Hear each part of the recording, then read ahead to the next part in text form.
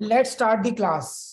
तो हम कर चुके थे लास्ट में section 16 and now we are on section 17। Again very important for your exam, very important for your prelims, very important for your mains. Please see the heading, right to reside in a shared household.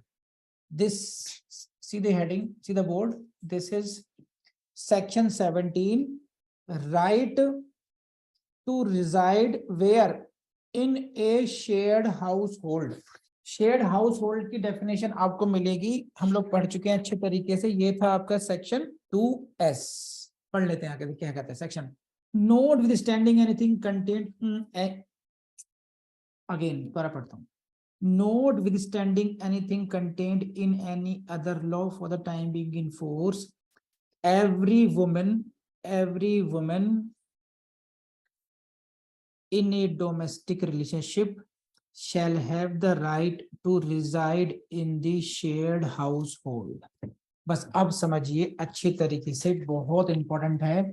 This is what section 17 it is talking about the right, अधिकार के बारे में बात करती है। Right कौन सा? Right of home? This is the right of what? Every women. प्रत्येक महिला का राइट है, अधिकार है किसका? Every women. एक ध्यान रखना है इसको। दूसरी बात, ये वाइफ नहीं है यहाँ पर, ये एवरी वुमेन है। ये इस बात को कंफ्यूज मत करना कि हमेशा वाइफ ही होगी, ये कोई भी महिला हो सकती है। Every women. कौन सी every women? Who is in a domestic relationship, जो डोमेस्टिक रिलेशनशिप में रह रही है, उस प्रत्येक महिला का ये अधिकार है, shall have the right to reside in the shared household, कि वो शेयर्ड हाउस होल्ड में रह पाए। इस बात को बहुत अच्छे तरीके से समझ लीजिए। ये जो राइट है, इस वर्ड को गोल कर लीजिए कि क्या राइट है? ये है टू रिसाइड, रहने का अधिकार है। This is not ownership rights, ये ओनरशिप का राइट नहीं है, ये रिसाइड, रहने का अधिकार है।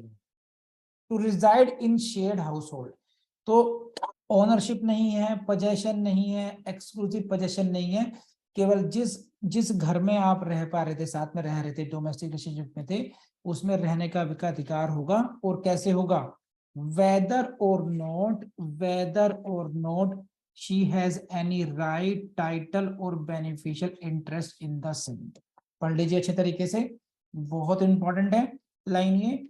Weather she has any right or title or beneficial interest in the same, whether or not, उसके पास उस शेयर्ड हाउस होल्ड में रहने का कोई टाइटल हो या नहीं हो, वो किस अधिकार से रह रही है, कोई बेनिफिशियल इंटरेस्ट है, कोई भी अधिकार हो, ऐसा बिल्कुल जरूरी नहीं है। What is required that she was living in that shared household in domestic relationship.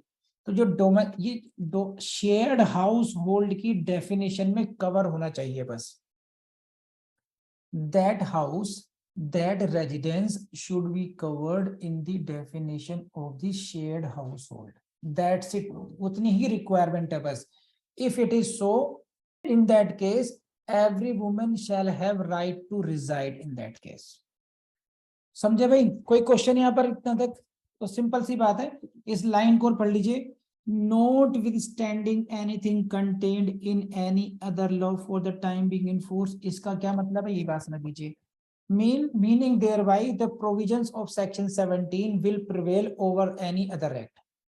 The provisions of section 17 will prevail over any other act means कि जैसे ट्रांसफर ऑफ प्रॉपर्टी एक्ट है ना, या कोई अदर एक्ट है, वहां पर आपको राइट कब मिलता है? उसमें रहने का, जब आपको कोई अधिकार हो उसमें रहने का, कोई इनहेरिटेंस हो, कोई आपका प्रॉपर्टी में जॉइंट ओनरशिप है आपकी, है ना, आप सक्सेसर हो, उसमें कोई ना कोई एक राइट, कोई टाइटल आपका होना चाहिए, तभी आप क्लेम कह सकते हैं कि भाई मैं इसमें रहूंगा।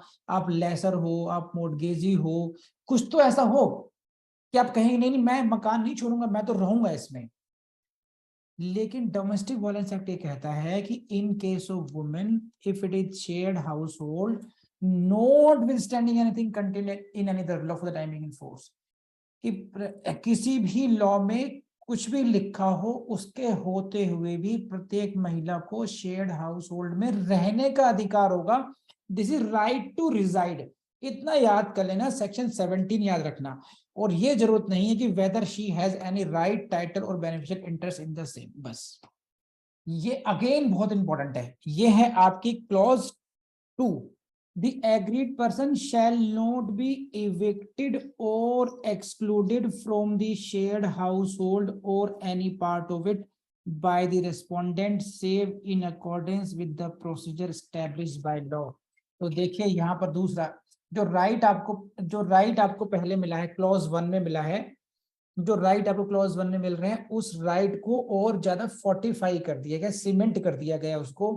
कि पहले में राइट क्या क्या कि आपको रहने का अधिकार होगा, और दूसरे में क्या कह दिया कि उस पीड़ित महिला को, एग्रीड पर्सन को निकाला भी नहीं जाएगा। Agreed person shall not be evicted और एक्सक्लूड, उसको नहीं निकाला जाएगा।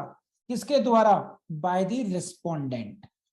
रेस्पोंडेंट के द्वारा शेयर्ड हाउस होल्ड से उसको नहीं निकाला जा सकेगा, ना तो शेयर्ड हाउस होल्ड से, ना ही उसके किसी एक पार्ट से।